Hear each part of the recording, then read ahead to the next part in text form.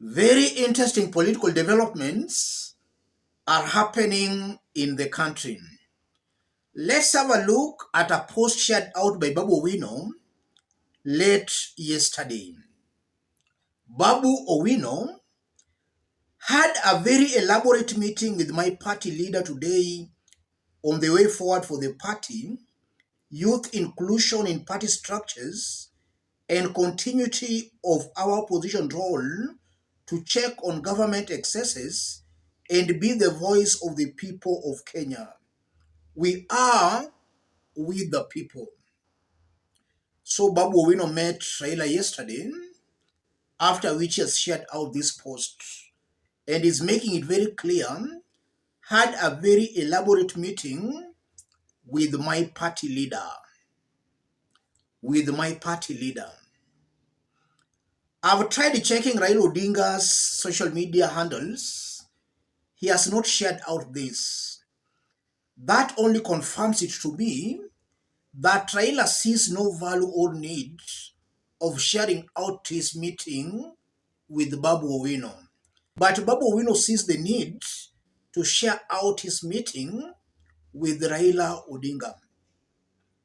That speaks volumes. Babu Owino knows that by being seen with Raila Odinga, that can work to his advantage on the ground. Taking a photo with Raila Odinga and sharing it out works for Babu Owino, but on the part of Raila Odinga, he thinks that might not work for him. Yes, Babu Owino needs him more than he needs Babu Owino. Before we dig deep into this, let's remind ourselves of some posts Babu Owino has been posting in the recent days. Babu Owino, the bloggers cooking such fake news should be well trained on grammar before basking in the glory of their ignorance. And Babu Owino shared out this. With or without ODM, my future is still luminous. I can form my party and vie on 2027. Raila Odinga is my political father, but I can't take it from him anymore, no matter the consequences. Nonsense. So Babu Owino was just referring to that post. I don't know whether this was Babu speaking through another account or this was a pseudo account for Babu Owino. But the Babu Owino here was seemingly saying, Raila Odinga is my political father, but I can't take it from him anymore, no matter the consequences. Nonsense. Babu Owino later termed that as fake.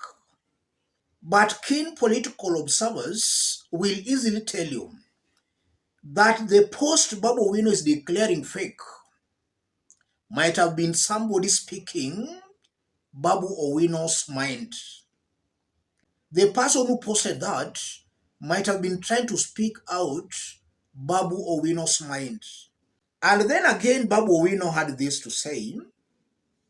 Babu Owino, I remain steadfast to stand with the people of Kenya, those who have left opposition to join government kwa Irini. I will release my official statement tomorrow. Continue on. That tomorrow, Babu Owino did say that is now the official opposition leader.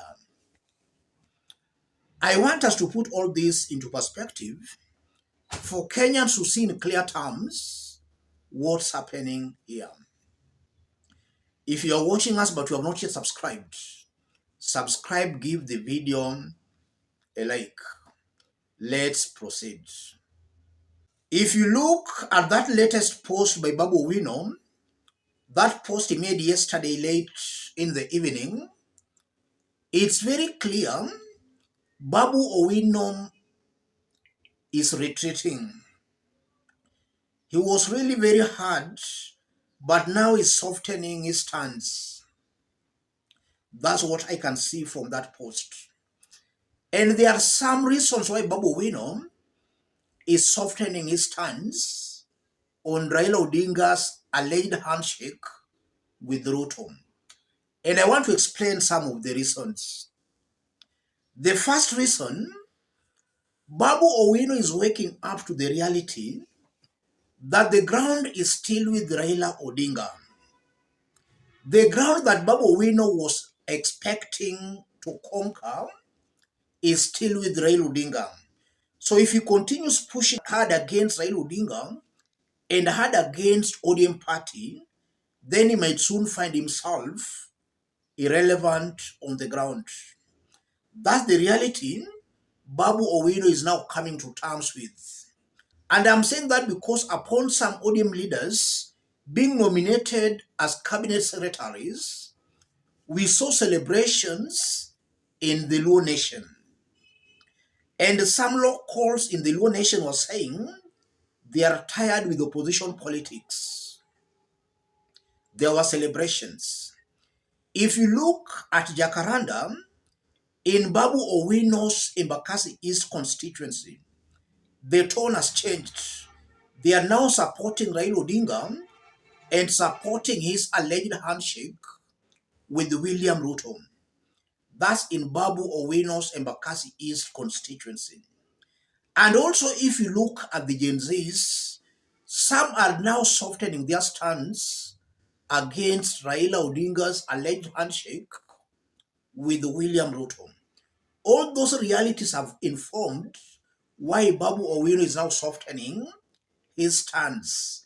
He has realized that the ground is still with Raila Odinga, and going against that ground will make him politically irrelevant on the ground. That's why he's changing his stance. The second reason, Babu Owino is now realizing who Gen Zs are. I've always maintained in this forum, and I still repeat, Gen Zs are whooping majority were Raila Odinga supporters. These are people who all along have been supporting Raila Odinga. They have never believed in Ruto's presidency, in Uhuru's presidency, or in Kibaki's presidency. They have been against the systems since independence. They were not just happy on how two ethnic communities have dominated against the rest of Kenyans. So Gen Zs all along, in my honest opinion, I'm not saying all, but a majority are or who are Raila Odinga supporters, all those who have never believed in the systems that have ruled this country since independence. Those who are the Gen Zs. And then another section of the Gen Zs, though not a significant number, are Kenya Kwanza supporters who are not happy on how William Ruto has been running the nation. They are not happy on how Ruto has been treating Rigathi Gachagua. They are not happy on how William Ruto has failed to keep his promises. Those ones also joined the Gen Zs and they became part of the Gen Zs. Another part or section of the Gen Zs were people who were just anti the systems. But a majority of the Gen Zs are Raila Odinga supporters or who are Raila Odinga supporters. I think that's the reality maybe Babu Owino is coming to terms with. So you cannot put all your hopes in these Gen Zs because as political realignments in Kenya takes shape, they will easily be panel beaten into joining these already big political formations. And if you look at things objectively, I'm already seeing some political realignments taking shape. It's somehow coming out clearly to me that Ruto and Raila Odinga might work together. Kalonzo Musyoka and Rigathi Gachagua might also seemingly work together. So we have those two devils. An alliance with the William Ruto, I consider that alliance as a devilish alliance. An alliance with Rigathi Gachagua, I also consider that as a devilish alliance. But now Kenyans will be forced to make those hard decisions. whether you want to go with Raila, Ruto, or Rigathi, Kalonzo. And I know Gen Zs are not living in the vacuum. They will at one point decide to make a decision on those two alliances. So Babu Owino has also just realized that he cannot bank on the Gen Zs. Gen Zs are not living in a vacuum. They will just be panel beaten into these major alliances. That's why Babu Owino is now softening his stance on Raila Odinga. As I conclude, I've always maintained again that Babu Owino has got a very bright political future, but only if he plays it very carefully. Babu Owino was moving at a terrific speed, and that was going to kill his political career. If he continued on how he was moving, then let me assure you here that Babu Owino was going to end up into another Ababu Namwamba. We still remember some years back, Ababu Namwamba's political star was seriously shining bright, and that got into his head. And he thought now he was so powerful to a point he could even negotiate some political deals with the enemies. And he did negotiate some political deals with William Ruto, and that killed his political career. That's exactly what was going to happen to Babu Owino. And it's good he has realized that early enough. And I'm seeing a Babu Owino who is now retreating. And that's good for him. The way he was moving on, that was going to be very dangerous for his political career. Let me stop it there for now. It appears we have a blackout, and that's why things have changed on the screen.